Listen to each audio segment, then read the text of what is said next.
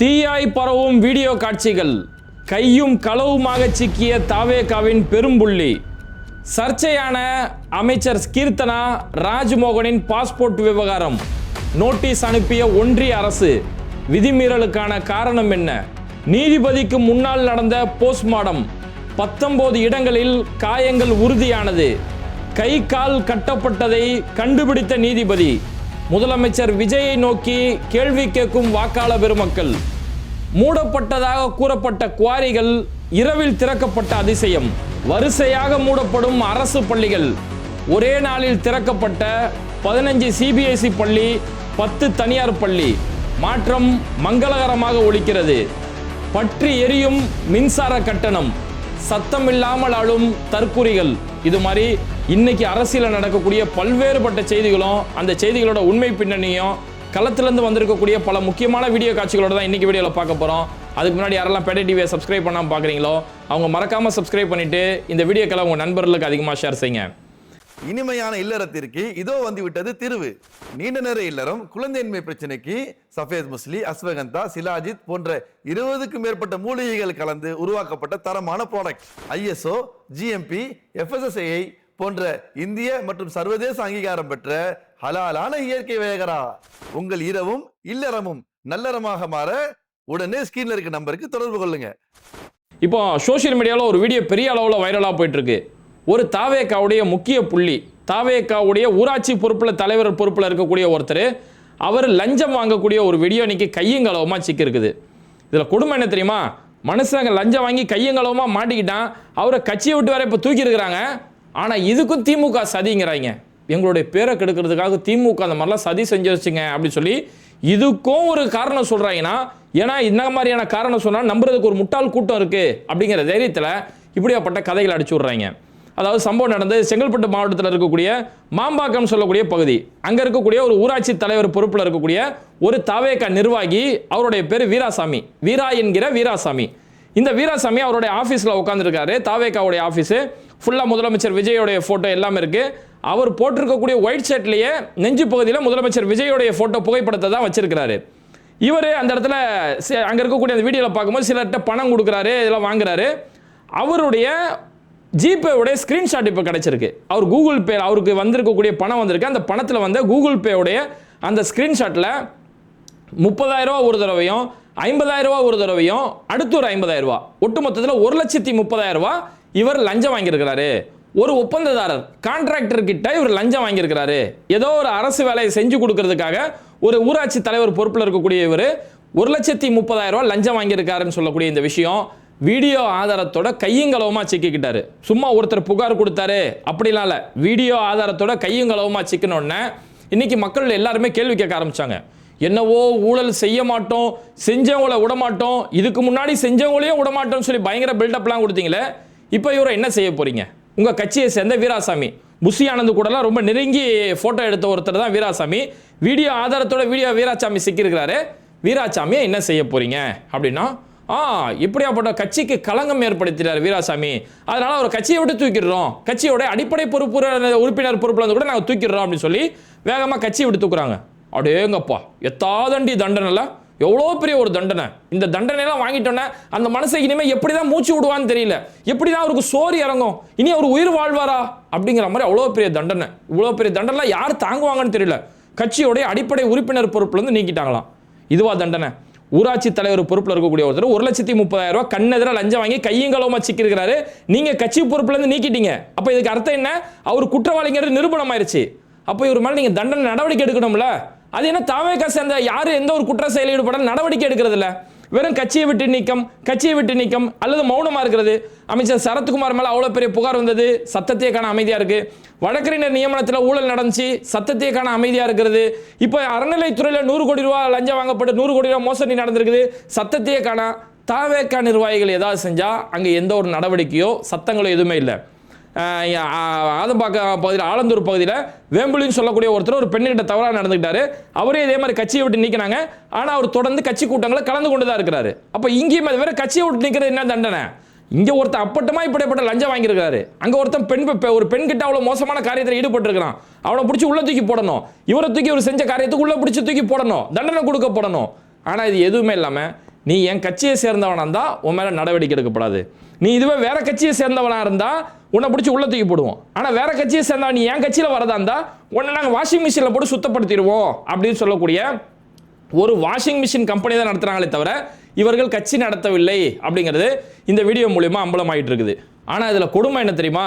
இப்போ அந்த சம்மந்தப்பட்ட வீராசாமி ஊடகங்களுக்கு பேட்டி கொடுக்குறாரு. நான் லஞ்சம்லாம் வாங்கலைங்க, எனக்கு ஏற்கனவே அவர் தர வேண்டிய கடன் கொடுத்துருந்தேன், அதை தர வேண்டிய கடனை தான் அவர் திருப்பி கொடுத்தாரு தவிர நான் லஞ்சம்லாம் வாங்கலை. இது திமுகவுடைய சதி. திமுக இந்த மாதிரி என்னுடைய பெயரையும் முதலமைச்சர் விஜயுடைய பெயரையும் எங்களுடைய கட்சிக்கு களங்கம் ஏற்படுத்துறதுக்காக திமுகவுடைய சதி. ஏன்னா என்ன நடந்தாலும் திமுக சதி. எதை சொன்னாலும் இந்த மக்கள் நம்ப தானே போறாங்க. சின்ன சின்ன அப்பாவி பசங்களுக்கு அரசியலும் தெரியாது, அடிப்படை அறிவும் தெரியாது. அப்ப என்ன சொன்னாலும் நம்ப போறாங்கன்றதுக்காக இவங்க கையும் களவுமா லஞ்சம் வாங்கி மாட்டிக்கிட்டாங்க, கட்சியை விட்டு தூக்கிருச்சு. ஆனா அப்போ கூட திமுக சதின்னு சொல்லி ஒருத்த மனசாட்சியே இல்லாம பொய் சொல்றான் அப்படின்னா அந்த அளவுக்கு நம்புறதுக்கு ஒரு கூட்டம் இருக்கு அப்படிங்கிற தைரியத்தில் இப்படி இஷ்டத்துக்கு அடிச்சு விடுறாங்க. திமுக சதி செஞ்சிருச்சு அப்படின்னு சொல்லி போய் அடிச்சு விடுறாங்க. இந்த லட்சணத்தில் வச்சுக்கிட்டு இவங்க இன்னைக்கு ஊழலுக்கு எதிரான ஒரு கட்சி, ஊழலுக்கு எதிராக இப்போ ஒரு தாவேக அரசு சார்பில் வந்து ஒரு கான்டாக்ட் நம்பர் ஒன்று ரிலீஸ் பண்ணியிருக்காங்க. 9498180936 அப்படின்னு சொல்லக்கூடிய நம்பர் வெளியிட்டு இனி நீங்கள் எந்த அரசு அலுவலகங்களில் லஞ்சம் கேட்டாலோ ஊழல் பெற்றாலோ லஞ்சம் கேட்டாலோ லஞ்சம் வாங்கினாலோ இந்த வாட்ஸ்அப் நம்பருக்கு நீங்கள் அதை நீங்கள் ஒரு ஃபோட்டோவோ வீடியோ எடுத்து நீங்கள் அனுப்புனா போதும், இதுக்கு நாங்கள் அப்படி பண்ணிடுவோம் இப்படி பண்ணிடுவோம் அப்படிங்கிறாங்க. எப்படி பண்ணிடுவீங்க? என்ன தான் பண்ணுவீங்க? ஒரு வாட்ஸ்அப் நம்பர் மக்களுக்கு கொடுத்துறீங்க, ஓகே. லஞ்சம் வாங்கக்கூடிய அந்த அதிகாரியையோ அல்லது லஞ்சம் வாங்கக்கூடிய உங்கள் கட்சிக்காரரையோ அல்லது லஞ்சம் வாங்கக்கூடிய உங்கள் அமைச்சர் எம்எல்ஏக்களுக்கோ என்ன செய்ய போறீங்க? அதை ஃபர்ஸ்ட் சொல்லுங்க. யாராவது லஞ்சம் கேட்டா கொடுக்க முடியாது சொல்லுங்கன்றீங்களே, மக்கள் கொடுக்க முடியாதுன்னு சொல்லி மக்களுக்கு பாடம் நடத்துறீங்களே, லஞ்சம் வாங்குறவனை என்ன செய்ய போறீங்க? அவனுக்கு எது மாதிரியான தண்டனை கொடுப்பீங்க? கடைசி வரைக்கும் அதை பேசவே மாட்டாங்க. ஏன்னா இவங்க வெறும் கவர்ச்சி அரசியல் மட்டும்தான். லஞ்சத்தை ஒழிச்சிடுறோம், லஞ்சத்தை அப்படி ஒழிச்சிடுறோம், லஞ்சத்தை இப்படி பண்ணிடுவோம் அப்படி பண்ணிடுவோம். லஞ்சத்துடைய மூலம் எங்கேருந்து நடக்குது? அரசு அலுவலகங்களில் அரசு அதிகாரிகள் செய்கிறாங்க அப்படின் போது அந்த அதிகாரிகளுக்கு என்ன தண்டனை? லஞ்சம் வாங்கினா உனக்கு இது கிடைக்காது, உன் வேலையை விட்டு தூக்கிடுவோம், உனக்கு அடுத்த அரசு வேலையே கிடைக்காது இப்படின்னா தான் அவன் பயப்படுவான். சும்மா லஞ்சம் எங்கேயாவது வாங்கப்பட்டா நீங்க வாட்ஸ்அப்ல ஒரு சேட்டிங் பண்ணுங்க அப்படின்னா நீ இங்கு சுகமே நான் அங்கு சுகமா வெறும் காதல் கடிதமா பரிமாறிக்கிட்டு இருக்கிறாங்க. வெறும் வாட்ஸ்அப் நம்பர் கொடுத்துருவாங்களாம். லஞ்சம் வாங்குற புகார் கொடுக்குறீங்க, ஓகே. புகார் கொடுக்கப்பட்ட நபர் மேலே என்ன நடவடிக்கை எடுப்பீங்க அப்படிங்கிற எந்த ஒரு வழிகாட்டலுமே இல்லை. ஏன்னா இதெல்லாம் வாய்ஜால விளையாட்டு தானே தவிர இது வழக்கத்துக்கு சரிப்படாது. அவங்க நடைமுறை அரசியலுக்கு இது சரிப்படாதுங்கிறதால தான் தினம் தினம் ஒவ்வொரு ஒரு வகை வகையான செய்திகள் மட்டும்தான் வருது தவிர அதில் நடவடிக்கை எடுக்கப்படாது. ஏன்னா பழனி முருகர் கோயிலில் ஒரு ஆண்டில் 100 கோடி ரூபா வருமானம் அப்படின்னு ஒரு செய்தி. இந்த செய்தியை வச்சு பரவாயில்ல, பத்தியா எங்கள் விஜய் அண்ணா வந்தோன்னு 100 கோடி ரூபா வருமானம் வந்துச்சு பத்தியா, அதில் பஞ்சாமிரதம் மட்டும் 63 கோடி ரூபா, ஒட்டுமொத்த வருமானம் 100 கோடி ரூபான்னாங்க. அந்த செய்தியிலே தெளிவாக போட்டிருக்கு ஓராண்டு வருமானம். அப்போ இந்த ஓராண்டு வருமானம் என்பது திமுகவுடைய ஆட்சி தான். அதை செஞ்சு முடிச்சது திமுக அமைச்சர் சேகர் பாபு, அவர் தான் அதை செஞ்சு கொடுத்து 100 கோடி ரூபா வருமானம் ஈட்டி போயிருக்காரு. ஆனால் நீங்கள் செஞ்சது என்ன? 100 கோடி ரூபா ஒரு கோயிலுக்கு வருமானம் செலுத்தப்பட்டிருக்கு. கோயில் நிலத்தை 100 கோடி ரூபா சொத்தை அவனை தனியார்கள் ஆக்கிரமிச்சு வச்சிருந்தாங்க. அந்த நிலத்தை மீட்டா திரும்பவும் கோயில் கையில் ஒப்படைச்சது திமுக. ஆனால் அந்த நிலத்தை நீங்கள் தனியாருக்கு வேற 2 கோடி ரூபாய்க்கு விற்று விட்டு அந்த அதிகாரிகளை காப்பாற்றக்கூடிய வேலைகள் தான் நீங்கள் செஞ்சுட்டு இருக்கீங்க. உங்கள் பொற்கால ஆட்சியில் இந்த மாதிரி திருட்டு மோசடி தானே நடந்துகிட்டு இருக்கு. ஆனால் இந்த எந்த ஒரு அரசியலுமே இந்த அப்பாவி பசங்களுக்கு தெரியாது. பார்த்தீங்களா அண்ணா, பார்த்தீங்களா வாட்ஸ்அப் நம்பர் கொண்டு வந்துட்டாரு, இனிமேல் நம்ம இந்தியாவில் ஊழலே இல்லாமல் அண்ணா ஆக்கிடுவாரோ அப்படின்னு சொல்லி வெறும் ஃபயர் ஸ்பீச் இதை வச்சு 4 ரீல்கள் போட மட்டும் தான் இது உதவுமே தவிர இதை தாண்டி இது 5 பைசாவுக்கு பிரயோஜனப்படாது. ஏன்னா இவங்க நாங்கள் ஆட்சிக்கு வந்த பிறகு பல கல் குவாரிகளை மூடிட்டோம், மண் குவாரிகளை மூடிட்டோம் சொல்லி ஒரு பில்டப் கொடுத்தாங்க. இன்னைக்கு மின்சாரத்துறை அமைச்சராக இருக்கக்கூடிய சிடிஆர் நிர்மல்குமார் மதுரையில் இருக்கக்கூடிய பல கல் குவாரிகளை மண் குவாரிகளை மூடிட்டோம் அப்படின்னு சொன்னார். இன்னைக்கு சோசியல் மீடியாவில் ஒரு வீடியோ பெரிய அளவில் வைரலாக இருக்கு. மூடப்பட்டதாக கூறப்படக்கூடிய கல்குவாரிகள் அங்கே பூட்டு போட்டு சங்கிலி போடப்பட்டிருக்கு. ஆனால் உள்ளுக்குள்ள அந்த கல்குவாரியில் வேலை நடந்துகிட்டு தான் இருக்கு. எது சட்டவிரோதமான நம்ம கல்குவாரின்னு சொல்லி மூடப்பட்டதோ அது உள்ளுக்குள்ள இரவுல வேலை நடக்குது, பகல்ல நடக்கிறது இல்லை. இரவுல அதுக்குள்ள வேலை நடந்துகிட்டு அங்கே அந்த முறைகேடான காரியங்கள் இரவுகளை உள்ள நடந்துகிட்டு தான் இருக்கு. அப்போ மூடி என்ன பிரயோஜனம்? சமீபத்தில் ஜூனியர் விகடனில் ஒரு ஆர்டிகல் ஒன்று எழுதுனாங்க. இந்த மாதிரி மூடப்பட்டதாக சொல்லப்படுது குவாரிகள், மதுரையில் மூடப்பட்டதாக குவாரிகள், அது சும்மா பேரளவில் இயங்கக்கூடிய குவாரிகளையும் யூஸே இல்லாத குவாரிகளை தான் மூடப்பட்டதே தவிர பெரும்பாலும் இயங்கக்கூடிய குவாரிகள், முக்கியமான குற்றச்சாட்டு இருக்கக்கூடிய குவாரிகள் மூடப்படவே இல்லை அப்படின்னு சொல்லி ஜூனியர் விகடன் சமீபத்தில் தான் ஒரு ஆர்டிக்கல் எழுதுனாங்க. ஆனால் என்னன்னா அப்படி மூடப்பட்டதா சும்மா பேரளவில் மூடப்பட்ட குவாரிகள் இருக்குல்ல அது கூட மூடப்படலை, உள்ளுக்குள்ளே வேலை நடந்துட்டு இருக்குன்றத இன்னைக்கு அந்த பகுதி மக்களே களத்துக்கு போய் வீடியோ எடுத்துக்கிட்டு அங்கே வந்து கூப்பிட்றாங்க, இங்கே வாயா அப்படின்னா அதால் கிட்ட வந்தான் வீடியோ எடுக்கிறாங்க தெரிஞ்சோன்னு திரும்பி உள்ளே ஓடிட்டான். அந்த அளவுக்கு நடக்குது. இது வந்து செய்தியில் மட்டும்தான் வரும். ஐயோயோ குவாரிகளை மூடிட்டாங்க, மண் குவாரிகளை மூடிட்டாங்கன்னு சொல்லி செய்தி வரும். ஆனால் அது கூட பின்னணி என்ன, உண்மை பின்னணி என்ன அப்படின்னா, அங்கே உள்ள இப்போ என்ன நடந்துச்சோ அது இப்போதான் இப்போ வரைக்கும் நடந்துக்கிட்டு தான் இருக்கு. அங்கே எந்த ஒரு முறைகேடும் தடுக்கப்படவில்லை அப்படிங்கிறது அங்கே உள்ள நடக்கக்கூடிய செய்தி. ஏன்னா இந்த வாய்ஜால அரசியல் எப்படின்னா, இப்போ இன்னைக்கு களத்துக்கு நீதிபதியே களத்துக்கு இறங்கி இருக்கிறாங்க. சபரீசன் சொல்லக்கூடிய ஒருத்தர் நாகர்கோவில் மாவட்டத்தில் ஒரு சிறையில் அடைக்கப்பட்ட ஒரு கைதி அடிச்சு கொல்லப்பட்டிருக்கிறாரு அப்படிங்கிற சம்பவம். அதுக்கடுத்து இல்லை அவர் மாரடைப்பில் செத்து போயிட்டாரு அப்படி இப்படின்னு காரணங்கள் சொல்லப்பட்டது. இன்னைக்கு மாவட்ட நீதிபதிக்கு முன்னாடி இன்னைக்கு போஸ்ட்மார்டம் பிரேத பரிசோதனை நடந்தது. அந்த பிரேத பரிசோதனை ரிசல்ட்டில் என்னன்னா, அந்த கைதி சபரிநாதன் அவருக்கு உடம்புல 19 இடங்கள்ல காயம் இருக்கு அப்படிங்கிறது உண்மை தெரிய வந்திருக்கு. உடலோட 19 இடங்கள்ல காயம் ஏற்பட்டிருக்கு. அவருக்கு அந்த காயப்படுத்தும் போது, அவர் அடிச்சு சித்திரவதை செய்யும் போது அவருடைய கை கால்கள் கட்டப்பட்டிருக்கு. கையை காலை கட்டி போட்டு தான் அவர் அந்த அடி போட்டு அடிச்சிருக்காங்க. இப்படி மாட்டை போட்டு அடிக்கிற மாதிரி அடிச்சதால அந்த கைதி சபரிநாதன் அங்க சம்பவ இடத்துல இறந்து போயிட்டாரு. அப்ப இது ஒரு லாக்அப் டெத். இதை லாக்அப் டெத்னு கூட சொல்லக்கூடாதுங்க, இது லாக்அப் மர்டர். லாக்அப்புக்குள்ள வச்சு செய்யப்பட்ட ஒரு கொலை தான் அது. எப்படி தூத்துக்குடியில் ஜெயராஜ் ஃபெனிக்ஸுக்கு நடந்ததோ, சமீபத்தில் அஜித்குமாருக்கு நடந்ததோ, அதே மாதிரி நடத்தப்பட்ட ஒரு லாக்அப் டெத்து, ஒரு லாக்அப் மர்டர் தானே தவிர இது வந்து லாக்அப் டெத்துன்னு சொல்றதே தப்பு. அப்போ திமுக ஆட்சியில் அஜித்குமாருக்கு இதே மாதிரி லாக்அப் டெத்து நடக்கும்போது, லாக்அப் மர்டர் நடக்கும்போது அதுக்கு எதிராக விஜய் ரோட்ல இறங்கி, சார் எல்லாத்துக்கும் உங்கள் நீதிமன்றமே வந்து உங்களுக்கு எல்லாமே சொல்லணுமா சார், நீதிமன்றம் தான் வந்து உங்களுக்கு சொல்லணும்னா எதுக்கு சார் இந்த ஆட்சி, எதுக்கு சார் உங்களுக்கு இந்த சிஎம் பதவின்னு சொல்லி அன்னைக்கு முதலமைச்சர் ஸ்டாலினை நோக்கி கேள்வி கேட்கப்பட்ட இந்த விஜய், ஆனால் இன்னைக்கு அவர் சத்தத்தையே காணோம். சார் உங்க ஆட்சியில தான் நடந்திருக்குது, நீங்க ஆட்சிக்கு வந்த பிறகு லாக்அப் மர்டர் நடக்குது, அங்க அவருக்கு 19 இடங்கள்ல காயம் ஏற்பட்டிருக்கின்றத மாவட்ட நீதிபதிக்கு முன்னாடி பிரேத பரிசோதனை நடந்துருச்சு, கை கால் கட்டப்பட்டு அடிச்சு கொண்டு இருக்கிறாங்க. அப்ப இவ்வளவு நடந்துச்சு, எங்க போனீங்க விஜய் சார்? எல்லாமே நீதிபதி தான் வரணும், நீதிமன்றம் தான் வரணும்னா சிஎம் பதவி எதுக்கு சார்? அந்த சிஎம் சேர்ல ஏன் சார் உட்கார்ந்துட்டு இருக்கீங்கன்னு சொல்லி இன்னைக்கு அந்த மக்கள் உங்களை நோக்கி கேள்வி கேட்க மாட்டாங்க. என்னன்னா, இதுக்கு முன்னாடி நான் கேள்வி கேட்பேன், அதெல்லாம் ரீல்ஸா பரவச்சு. இன்னைக்கு நான் என்ன செய்யலானாலும் இந்த பசங்களுக்கு தெரிய போறது கிடையாது, அப்பாவி பசங்களுக்கு தெரியாது. ஐயோ சிஎம் விஜய் அண்ணா மேலேருந்து படிக்கட்டில் இறங்கி நடந்து வர ஸ்டைலை பாருங்கய்யா, முதல்வன் பட கிளைமேக்ஸில் விஜய் நடந்து வர மாதிரியே எங்க சிஎம் அண்ணா ஓடி வராரியா, தமிழ்நாடு எங்கேயோ போயிருச்சியா. இப்படி 4 ரீல்ஸ் தான் அவனுக்கு பார்க்க தெரியுமே தவிர உள்ளுக்குள்ள களத்தில் என்ன அரசியல் நடக்குது அப்படிங்கிறது அந்த அப்பாவி பசங்களுக்கு தெரியாது. அதனால இது மாதிரியான செய்திகள் இன்னைக்கு மறைக்கப்பட்ட செய்தி, அவருடைய மரணத்தோடு சேர்த்து இந்த செய்தியுமே மறைக்கப்பட்டுச்சு. சரி, நேற்று தான் இந்த சபரீஸ்வரன் அவர் இறந்து போயிட்டாரு அப்படின்னு பார்த்தோம்னா, இன்னைக்கு அடுத்த லாக்அப் மர்டர். இன்னைக்கு வந்து சேலையூர் பகுதியை சேர்ந்த பாலாஜின்னு சொல்லக்கூடியவர், அவரும் ஏதோ ஒரு கஞ்சா கேஸில் அரெஸ்ட் பண்ணியிருக்கிறாங்க. அவர் உள்ள சிறையில் இருக்கக்கூடிய நேரத்தில் அவருமே போலீஸோடைய தாக்குதலில் அவர் இறந்து போயிட்டாரு அப்படின்ற ஒரு சந்தேகத்தில் இப்போ பெரிய அளவில் ஒரு சர்ச்சையாக இருக்குது. அவர் உள்ளே வச்சு அவருக்கு காயம் ஏற்பட்டிருக்கு, ஸ்டான்லி ஹாஸ்பிட்டலுக்கு கூட்டு போகிறாங்க, போகக்கூடிய வழியிலே பாலாஜி இறந்து போயிட்டாரு. அப்போது தாவே காட்சியில் அடுத்து ஒரு லாக்அப் மர்டர் நடக்கப்பட்டிருக்குதா அப்படின்னு சொல்லி அடுத்தடுத்த கேள்விகள் இவங்களுக்கு நோக்கி கேள்விப்படுது. ஆனால் கடைசி வரைக்கும் இவங்க மௌனம் மட்டுமே பதில், வெறும் வாய மூடி அமைதியாக மட்டுமே இருக்கிறாங்க. ஆனால் இவங்க கொடுக்கக்கூடிய பில்டப் அரசியலை பாருங்கள். இப்போ அமைச்சர் ஆதவ் அர்ஜுனா, அமைச்சர் ராஜ்மோகன், இவங்க கொடுக்கக்கூடிய பில்டப்புகளை கொஞ்சம் பாருங்க. இப்போ இன்னைக்கு அமைச்சர் ராஜ்மோகன் பள்ளி கல்வித்துறை அமைச்சர் 15 சிபிஎஸ்இ பள்ளிகளுக்கு இன்னைக்கு புதுசாக திறக்கிறதுக்கான ஒரு அனுமதி கொடுத்துருக்காங்க. அதுவும் எப்பேற்பட்ட அனுமதினா தடையில்லா சான்று. 15 சிபிஎஸ்இ பள்ளிகளுக்கு, பிறவாரிய பள்ளிகளுக்கு அது தொடங்குறதுக்காக, அந்த பள்ளிகளை தொடங்குறதுக்காக தடையில்லா சான்றிதழ் என்ஓசி அதுக்காக கொடுக்குறாங்க, நோ அப்ஜெக்ஷன் சர்டிஃபிகேட். அது இல்லாமல் தனியாக 10 தனியார் பள்ளிகள் திறக்கிறதுக்கான அனுமதி கொடுக்கப்பட்டிருக்கு. சரி, இது ஒரு செய்தி. இதெல்லாம் செய்தியை நல்லா உற்று நோக்கணும். வெறும் 15 சிபிஎஸ்இ பள்ளி, 10 தனியார் பள்ளி திறக்கிறதுக்கான அனுமதி கொடுத்துறாங்க, தடையில்லா சான்றிதழ் என்ஓசி கொடுத்துருக்காங்க அப்படின்னு மட்டும் இந்த செய்தியை பார்க்கக்கூடாது. இதுக்கு பின்னாடி நடந்த செய்தியும் பார்க்கணும். இங்கே தனியார் பள்ளிகள் வரிசையாக தொடங்கப்படுது இல்லையா, இங்கே அரசு பள்ளிகள் வரிசையாக மூடப்பட்டுக்கிட்டு இருக்கு. தொடர்ந்து அரசு பள்ளிகள் மூடப்படக்கூடிய நிலைமைகள் போயிட்டு இருக்கு. நீலகிரி மாவட்டத்தில் மட்டுமே 27 அரசு பள்ளிகள் மூடப்பட்டிருக்கு, தொடக்கப்பள்ளி. இது மாதிரி பல பள்ளிகள். நீலகிரி மாவட்டத்தில் மட்டும் 27 தொடக்கப்பள்ளிகள். மாணவர்கள் வரதில்லை, மாணவர்கள் சேர்க்கை அதிகமாக இல்லாதனால இதனால இந்த பள்ளிகளை மூடுறன்னு சொல்லி நீலகிரி ஒரு மாவட்டத்தில் மட்டுமே 27 பள்ளிகள் மூடப்பட்டிருக்குது.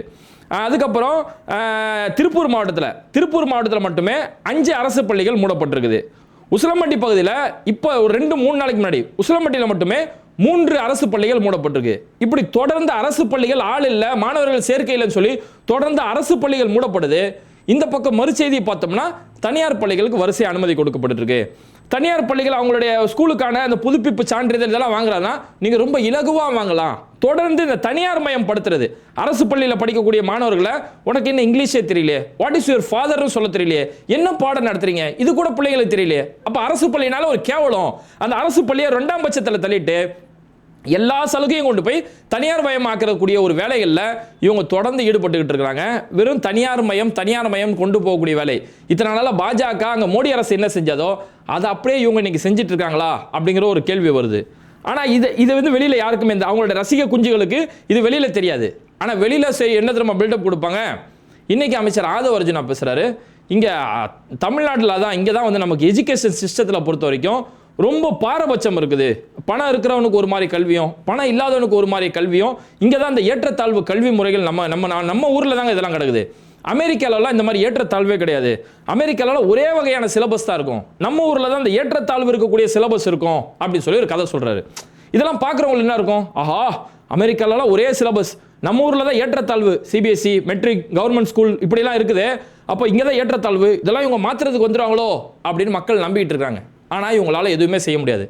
இந்த ஏற்றத்தாழ்வு கல்வி முறை இருக்கக்கூடாதுன்றதான் திமுகவுடைய ஆட்சியில் கலைஞர் அன்னைக்கே சமச்சீர் கல்வி, ஒரு மெட்ரிக்ல என்ன பாடத்திட்டமோ அதே பாடத்திட்டம் அதே புத்தகம் தான் ஒரு அரசு பள்ளியில் இருக்கணும்னு சொல்லி சமச்சீர் கல்வின்னு சொல்லி பாடங்களில் ஏற்றத்தாழ்வு இல்லாத முறையை என்னைக்கும் நம்ம தமிழ்நாடு கொண்டு வந்தாச்சு. அதனால தான் அரசு பள்ளி மாணவர்களுடைய தேர்வு விகிதம் நம்ம தமிழ்நாட்டில் அதிகமாக இருந்துகிட்டு இருக்கு. ஆனால் இது எதுவுமே வெளியில் காட்டாத மாதிரி அமெரிக்காவில் சிலபஸில் ஒரே மாதிரி இருக்கும், நம்ம ஊரில் சிலபஸ் மட்டும் இங்கே ஏற்றத்தாழ்வு இருக்கும் அப்படிங்கிறாரு. ஃபர்ஸ்ட் அமெரிக்காவில் ஒரே சிலபஸ்னு உங்களுக்கு யார் சொன்னது? அமெரிக்காவில் எத்தனை வகையான ஸ்கூல் சிலபஸ் அங்கே சிஸ்டம் இருக்குது தெரியுமா? அமெரிக்காவை பொறுத்த வரைக்கும் அங்கே தேசிய கல்விக் கொள்கைலாம் கிடையாது. இன்னைக்கு பாஜக தேசிய கல்விக் கொள்கை ஏற்றுக்கணும், அதை ஏற்றுக்கிட்டா தான் கல்வி நிதி தருவோங்கிறாங்களே, அப்படி தேசிய கல்விக் கொள்கைலாம் அங்கே கிடையாது. அங்கே மாநிலத்தோடைய பொறுப்பு, மாநிலத்துக்கு முழு சுதந்திரம். உங்களுக்கு என்ன கல்வி தேவையோ, என்ன பாடத்திட்டம் தேவையோ, என்ன கற்றல் முறை தேவையோ, என்ன பாடங்கள் தேவையோ அதை நீங்களே வகுத்துக்கலாம். அமெரிக்காவில் 50 மாநிலங்கள் இருக்கு.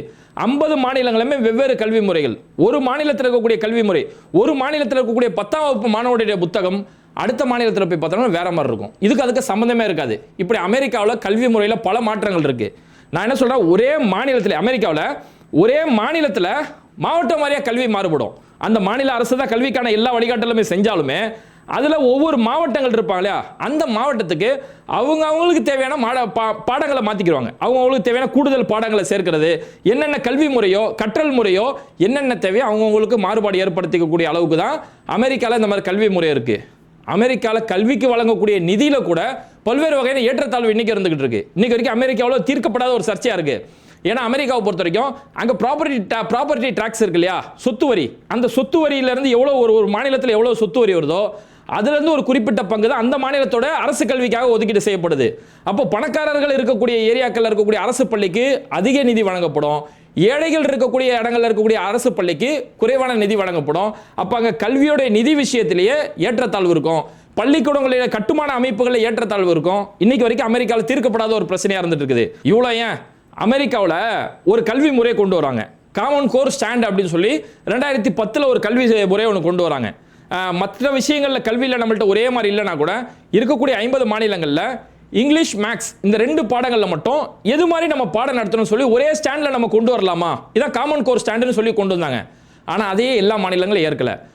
டெக்சாஸ், ஃப்ளோரிடா இது மாதிரியான மாநிலங்கள் இல்லை அதெல்லாம் எங்களுக்கு செட் ஆகாது, எங்களுக்கு என்ன சிஸ்டம் இருக்கோ அதை நாங்கள் ஃபாலோ பண்ணிக்கிறோம்னு சொல்லி அவங்க அந்த மாதிரி ஃபாலோ பண்ணிட்டாங்க. இப்படி அமெரிக்காவோட சிலபஸில் இத்தனை வகையான மாற்றங்கள் இருக்கும்போது ஆதவ அர்ஜுனா அடிச்சு விட்டுக்கிட்டு இருக்காரு.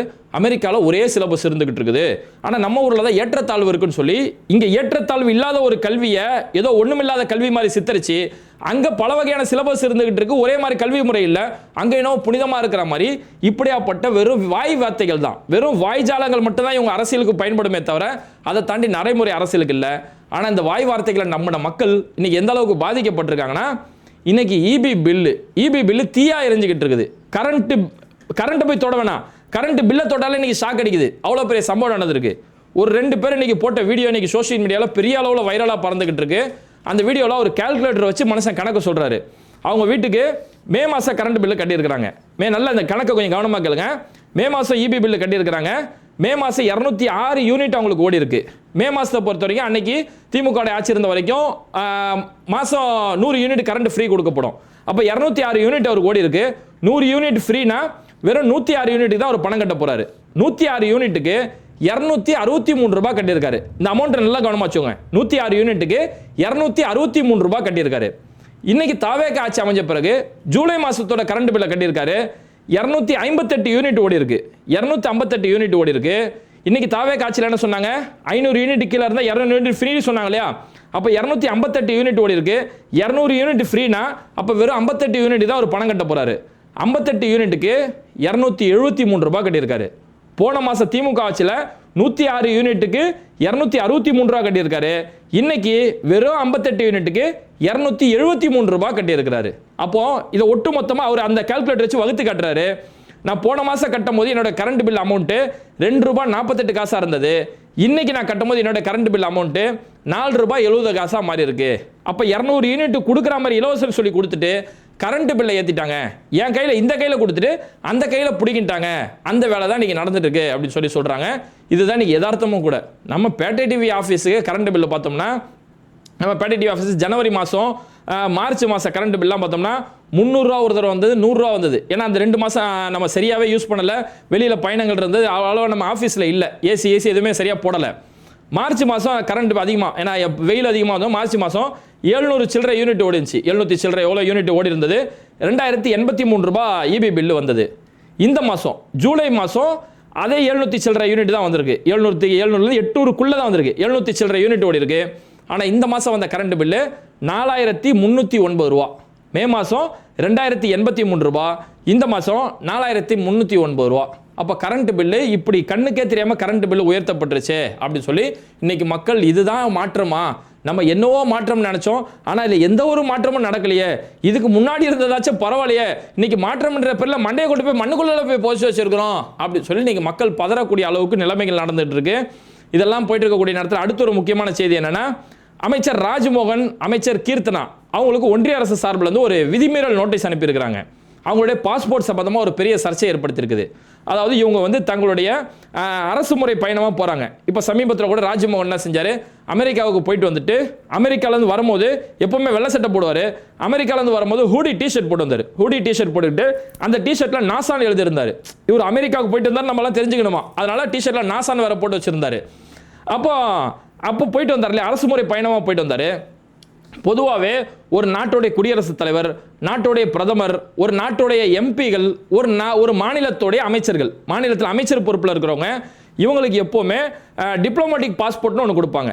அந்த பாஸ்போர்ட் நிறம் மெரூன் கலரில் அந்த பாஸ்போர்ட் இருக்கும். இப்போ நம்மள மாதிரி சாதாரண குடிமகன்களுக்கு நமக்கு நேவி ப்ளூ கலரில் இருக்கும். அது ஆர்டினரி பாஸ்போர்ட்.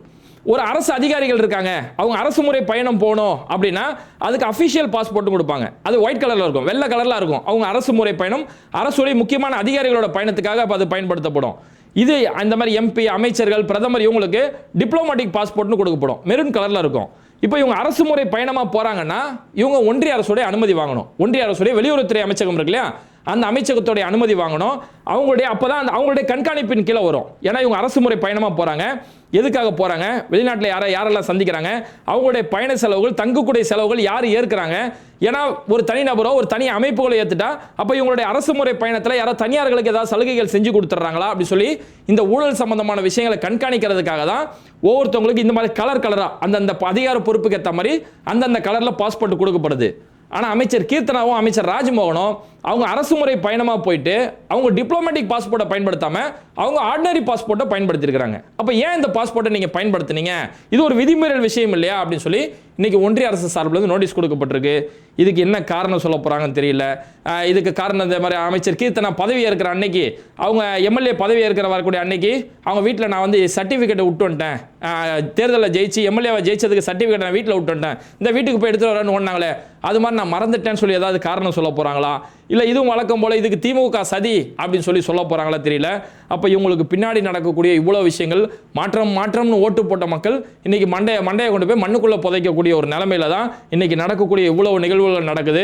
இது சம்பந்தமான இந்த ஒட்டுமொத்த நிகழ்வுகள் சம்பந்தமான உங்களுடைய கருத்துக்கள் என்ன அப்படிங்கிறத மறக்காம கமெண்ட் பண்ணிட்டு இந்த வீடியோக்களை உங்க நண்பர்களுக்கு அதிகமாக ஷேர் செய்யுங்க. இணைந்திருப்போம்.